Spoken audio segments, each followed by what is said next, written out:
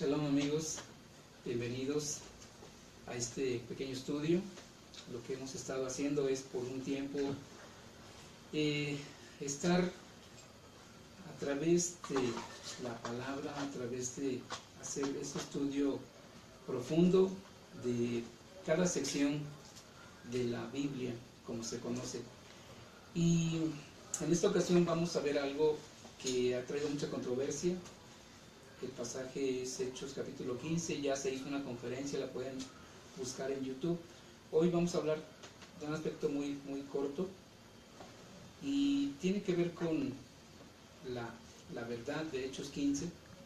Lo vamos a ver casi verso por verso, no vamos a ver todo el capítulo, no es necesario, solamente algunos versos que nos van a ayudar a sacar de la mente conceptos que son erróneos desde el punto de vista de la palabra así literal, aparte todo lo que hemos podido ver en la historia. Así es que vamos a Hechos 15 y desde el inicio vamos a estar viendo las diferencias y las controversias que se han dado a través de toda la historia, y de una manera muy sencilla vamos a descubrir ahí el error y vamos a encontrar la verdad de los hechos. Así es que estamos en Hechos capítulo 15, leo los primeros versos, dice así: pero algunos hombres bajaron de Judá y a Judá a Antioquía y empezaron a enseñar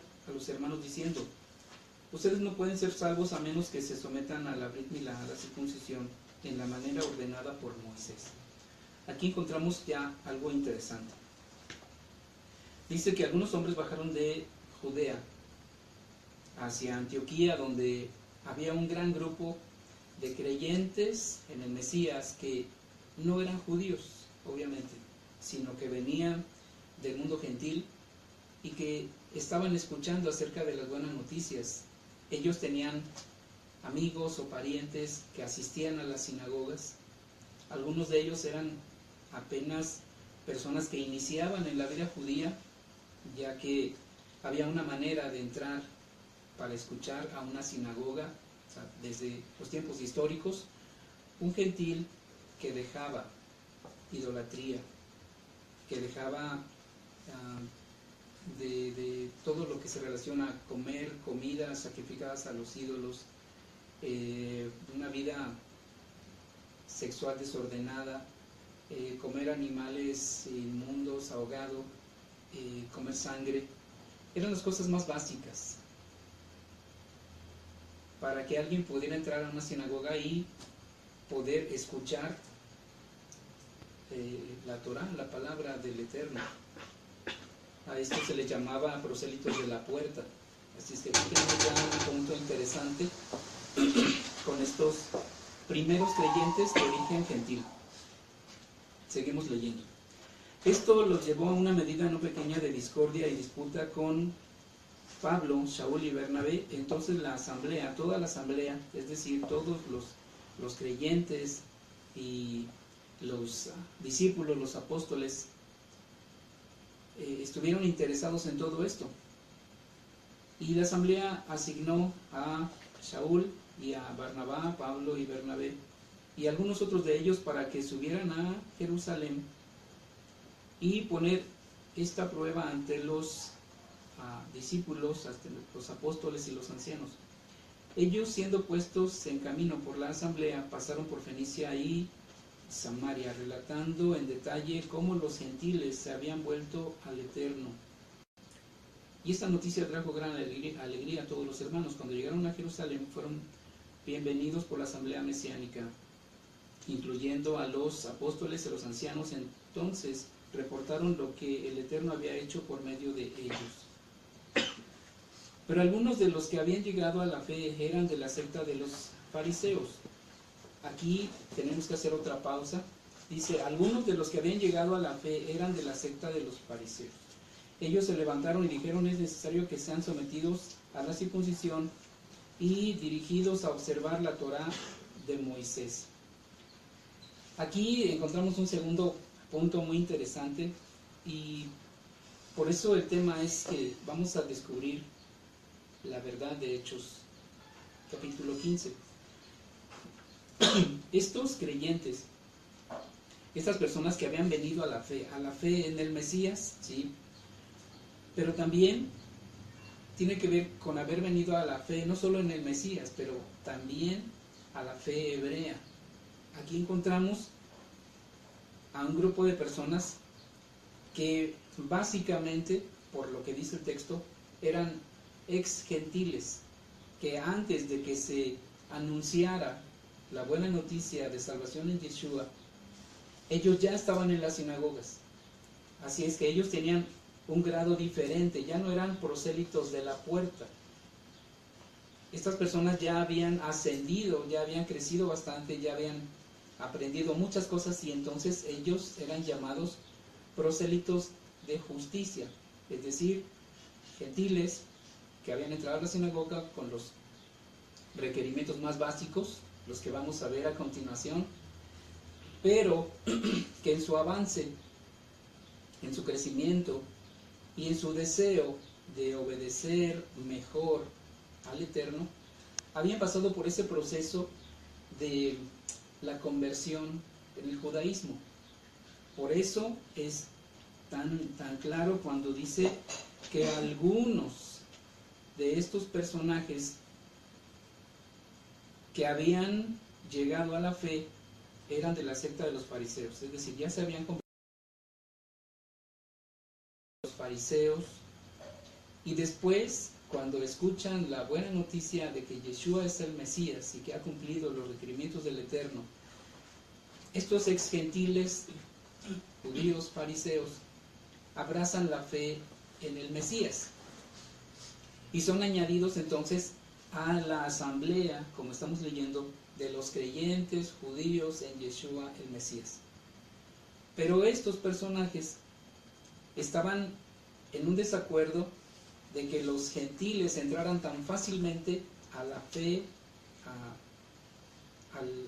a la gran asamblea de creyentes en el Mesías, sin hacer una conversión tradicional como ellos la hicieron. Por eso dice así tan claro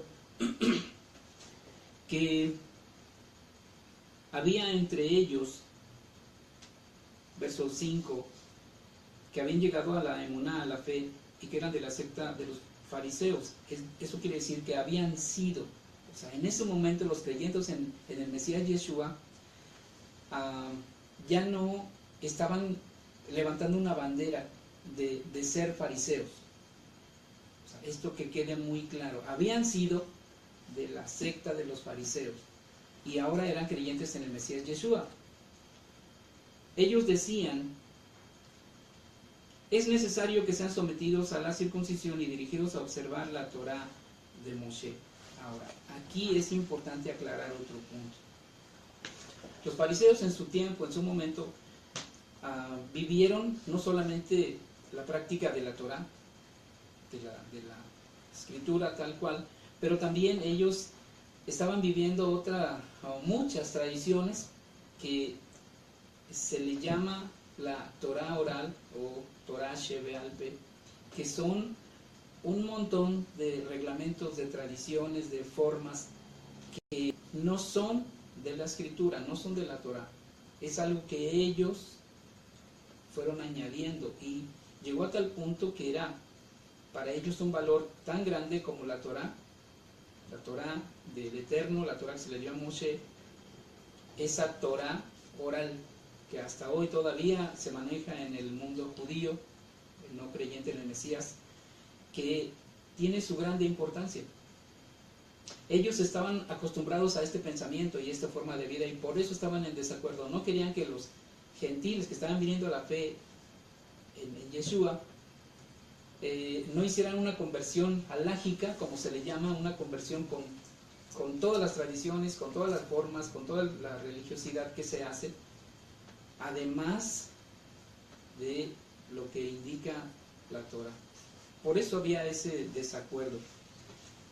Y aquí entonces debemos de leer, aunque está escrito Torah de Moshe, debemos entender que ellos se referían no a la Torah de Moshe, al Pentateuco, a la ley de Dios, sino a las leyes extra, a la Torah oral. Entonces lo que sucede aquí es que hay una discusión ya, por lo que en el verso 6 dice, los apóstoles y los ancianos se reunieron para considerar este asunto. Después de un largo debate, Kefa, Pedro, se levantó y dijo a ellos: hermanos, ustedes mismos saben que hace un tiempo atrás el Eterno me escogió entre ustedes para ser el que por cuya boca los gentiles oyeran también el mensaje de las buenas noticias y llegaran a confiar. Todo esto concuerda con la profecía, y aquí mismo lo estamos leyendo. Y Yahweh, el Eterno, quien conoce el corazón, les dio testimonio, dándoles el espíritu de santidad del Ruach HaKodesh a ellos, así como lo hizo con nosotros. Esto es, no hizo distinción entre nosotros y ellos, sino que limpió sus corazones por la fe, por la emuná. Entonces, ¿por qué están ustedes poniendo al Eterno, a Yahweh, a prueba ahora, poniendo un yugo en el cuello de los discípulos que ni nuestros padres ni nosotros hemos tenido la fortaleza de soportar? El verso 10 nos vuelve a recalcar el asunto de la Torah oral. Dice: ¿por qué están ustedes poniendo al Eterno a prueba ahora, poniendo un yugo en el cuello de los talmidim, de los discípulos, que ni nuestros padres ni nosotros hemos tenido la fortaleza de soportar? Es ilógico pensar que Pedro, que Kefa estuviera diciendo que había sido una carga y un peso para él y para sus ancestros el llevar el yugo de las escrituras, de la Torah, de sus mandamientos. Es totalmente ilógico, porque si hubiera sido una yugo, una carga que no se puede soportar, no estuviera escrito: mi yugo es fácil y mi carga es ligera. Mis mandamientos no son difíciles de llevar. Por lo que aquí encontramos, ahí entre las letritas negras, como suelo decir, en medio de las letritas negras encontramos más información. Otra vez nos damos claramente cuenta que se refiere a la Torah oral, Torah Shebe'al Peh. Así es que, verso 11, no es por medio del amor y la ternura del Adón, del amo Yeshua, que confiamos y somos salvos, y es lo mismo con ellos, por lo cual toda la asamblea se mantuvo quieta mientras escuchaban a Bernabé y a Shaul contar las señales y milagros que el Eterno había hecho por medio de ellos entre los gentiles. Jacob rompió el silencio para responder y dijo: hermanos, oigan lo que tengo que decir. A Shimón estaba contado en detalle lo que el Eterno hizo cuando comenzó a mostrar su interés en tomar un pueblo entre los gentiles para llevar su nombre.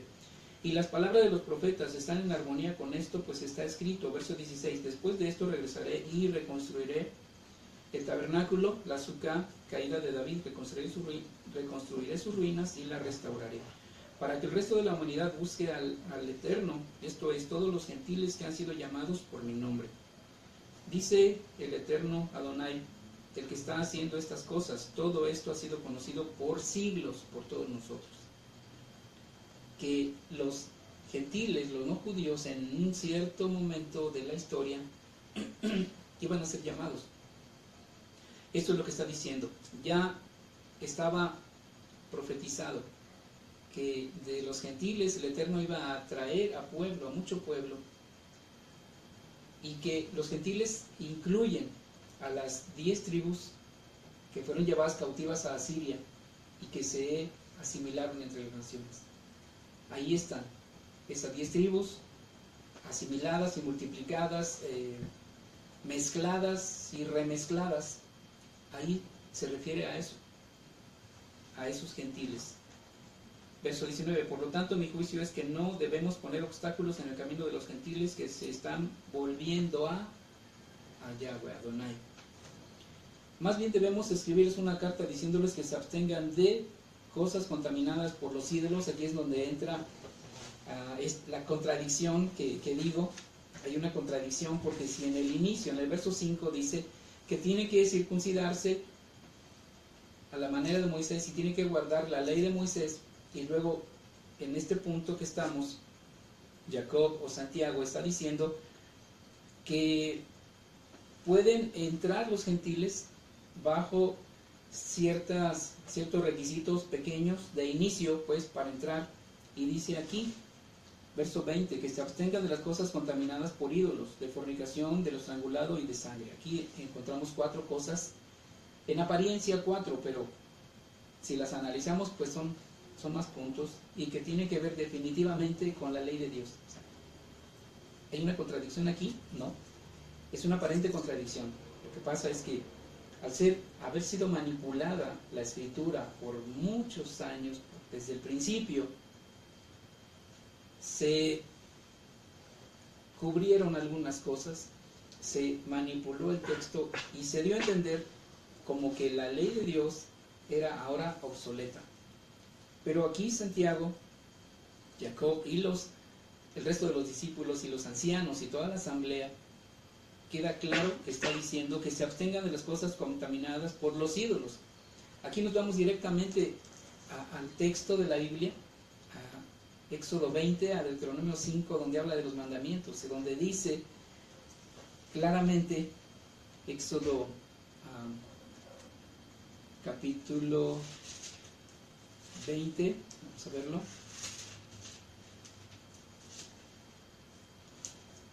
Esta es una Biblia tradicional católica, todos dicen casi lo mismo. Dice: yo soy el Señor Dios tuyo que te he sacado de la tierra de Egipto, de la casa de esclavitud. No tendrás otros dioses delante de mí. No harás para ti imagen de escultura ni figura alguna de las cosas que hay arriba en el cielo, ni abajo en la tierra, ni en las que hay en las aguas debajo de la tierra. No las adorarás ni rendirás culto. Yo soy el Señor tu Dios, Dios tuyo, el fuerte y celoso, que castigo la maldad de los padres en los hijos hasta la 3ª y 4ª generación de aquellos, digo, que me aborrecen. Aquí está entonces tan claro, aunque se siga diciendo que la gracia y que estamos fuera de la ley, que la ley ya fue anulada. Aquí, en la primera carta que se envía a los primeros creyentes no judíos, a los primeros creyentes gentiles, se les dice que guarden mandamientos. Así es que es una contradicción solamente en la manera de pensar de muchos, pero la escritura no se contradice. Que se guarden todas las cosas contaminadas de los ídolos. Aquí pues se debe incluir no solamente las imágenes, las estatuas, pero dice todo lo contaminado por los ídolos, es decir, las fiestas patronales, las fiestas que se hacen en honor de un santo, de una virgen llamada, todo lo religioso. Aquí Santiago está diciendo que los creyentes no judíos deben abstenerse. Deben abstenerse. Sigue más, de fornicación. Aquí, bueno, entre los mandamientos encontramos esto también. Dice: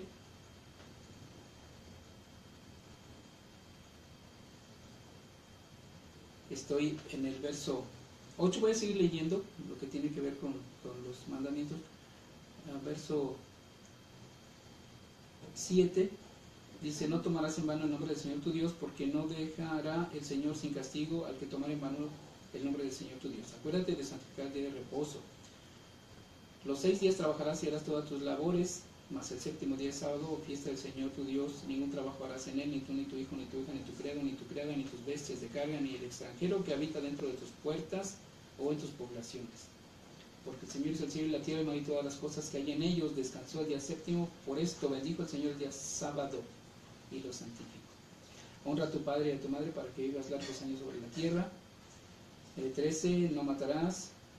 14, no fornicarás. Aquí lo tenemos en esta versión, que es el verso 14, dice: no fornicarás.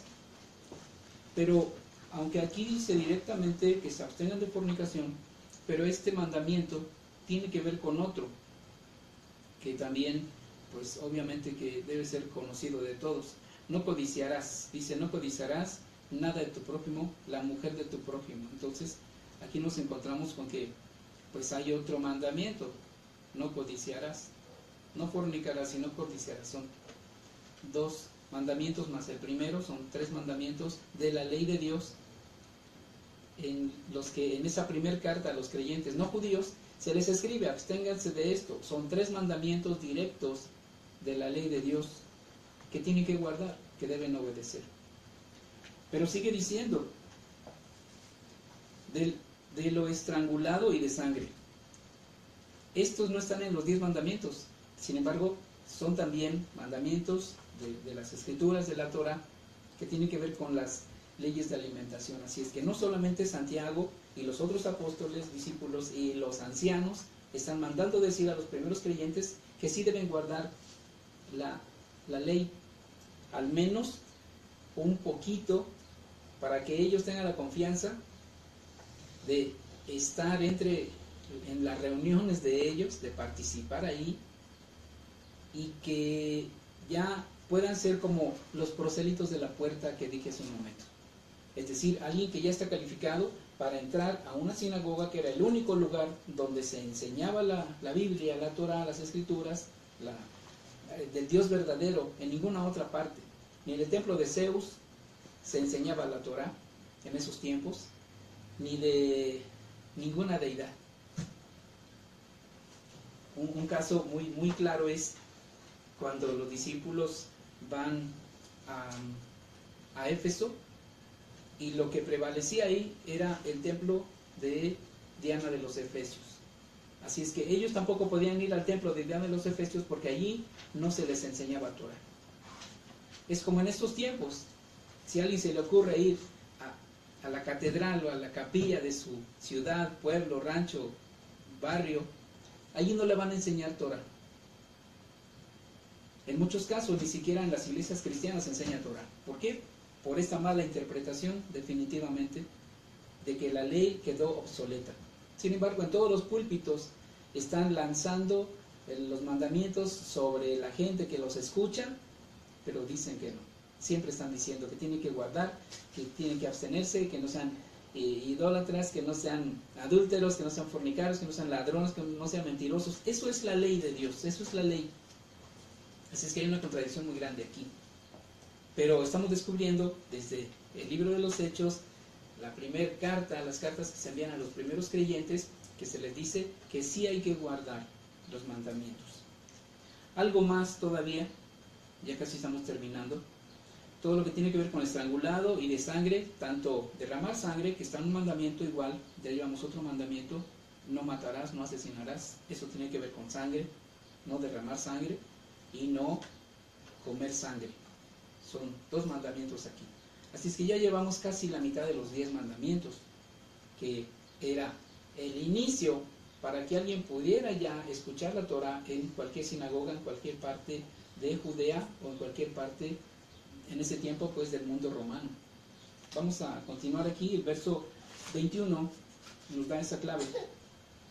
Porque desde los tiempos más tempranos, Moshe ha tenido en toda ciudad personas que le proclamen a Moshe, y sus palabras son leídas en las sinagogas todos los Shabbat.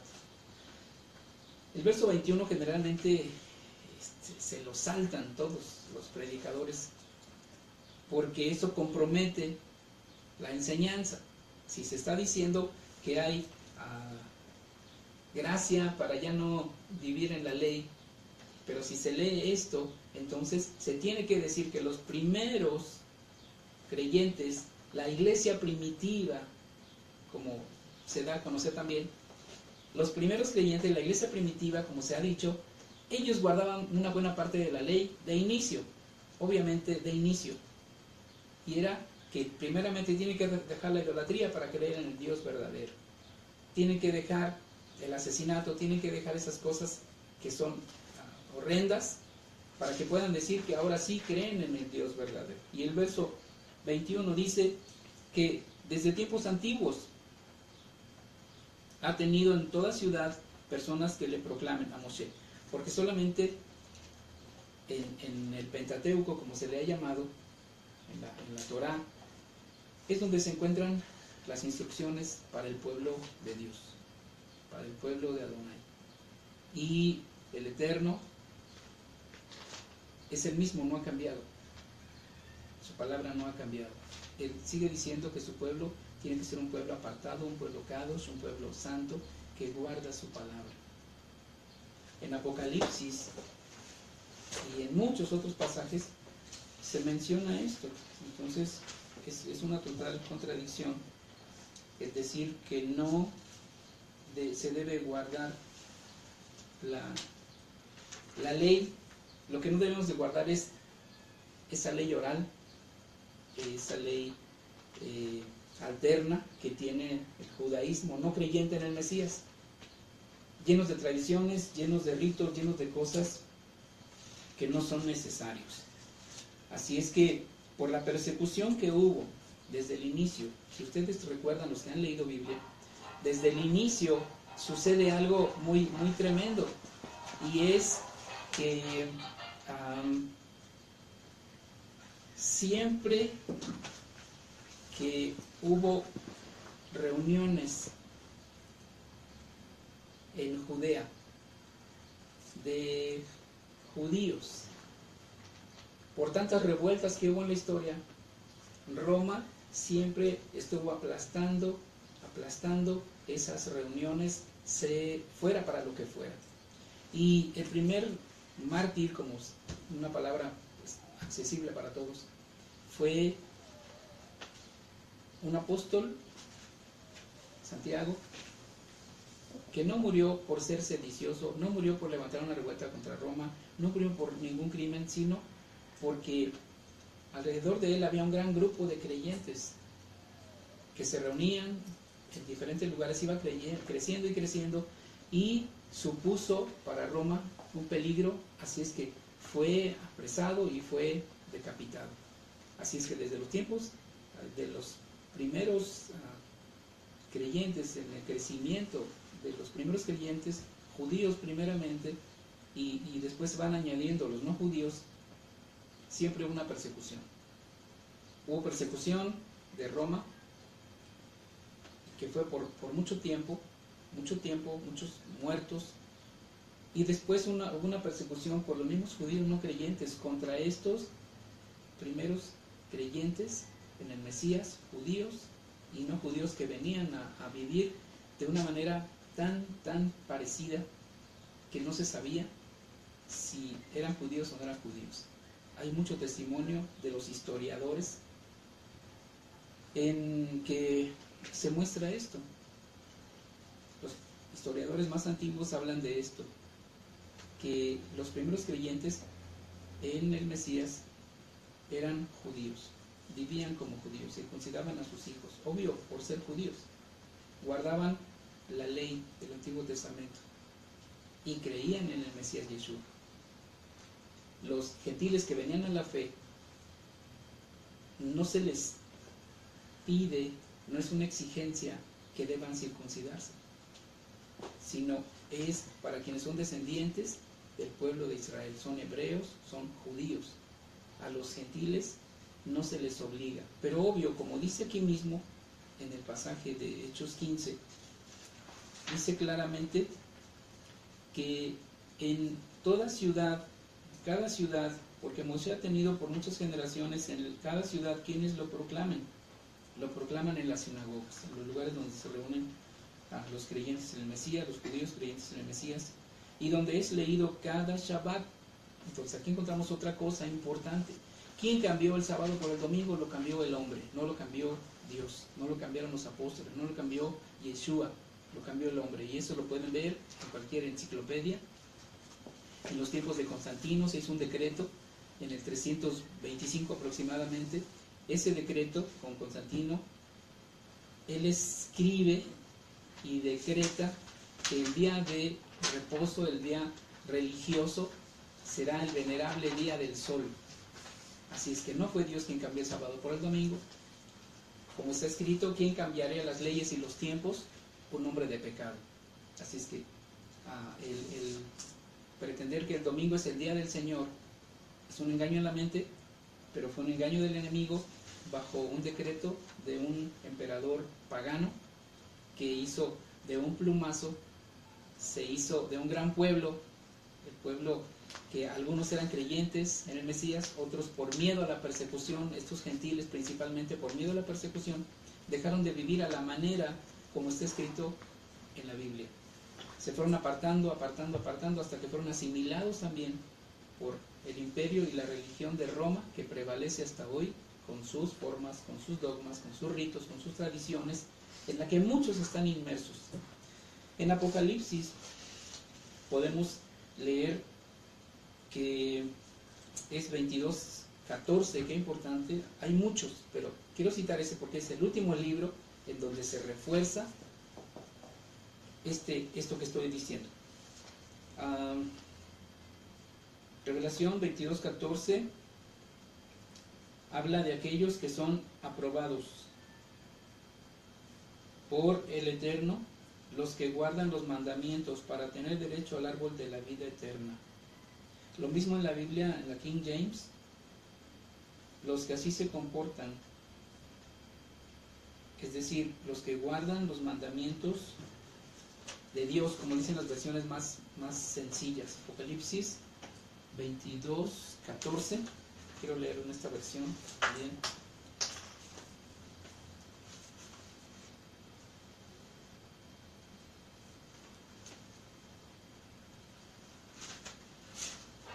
Y con esto vamos a estar concluyendo.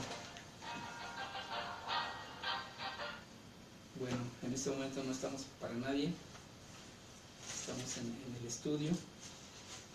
Apocalipsis 22:14.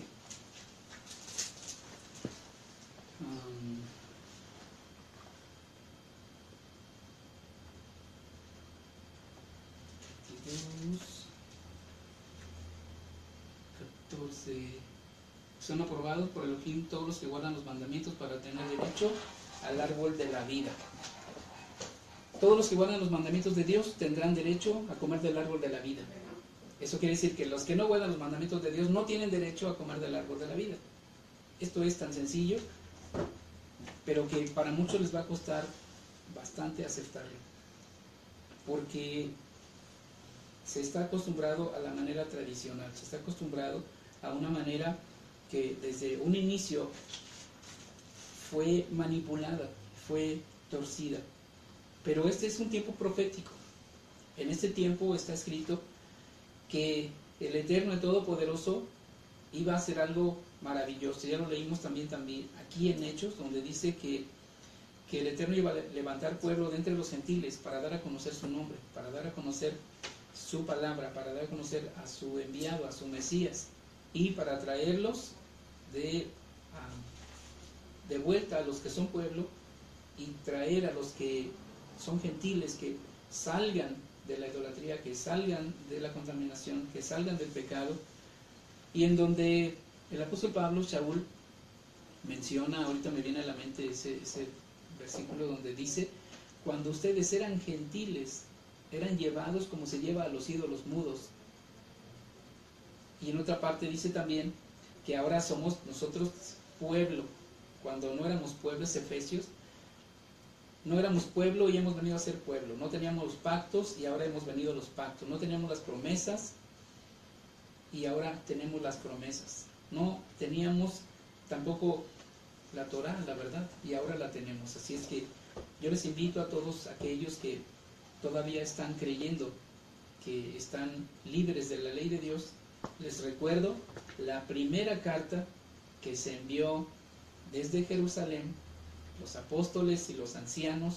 Estaba ahí también Shaul o Pablo, Pedro, relatando su testimonio de cómo esos gentiles recibieron la palabra, recibieron la verdad de Yeshua y cómo empezaron a entrar. Y esas primeras cartas fueron enviadas para los creyentes no judíos, que tuvieran confianza, que dejaran solamente esas 4 cosas de inicio y que no tuvieran preocupación por los judaizantes. Aquí encontramos entonces los judaizantes son aquellos que desde el principio de la predicación a los gentiles, ellos querían que hicieran una conversión al judaísmo a la manera de los fariseos, a la manera tradicional, guardando todas las tradiciones de la ley oral,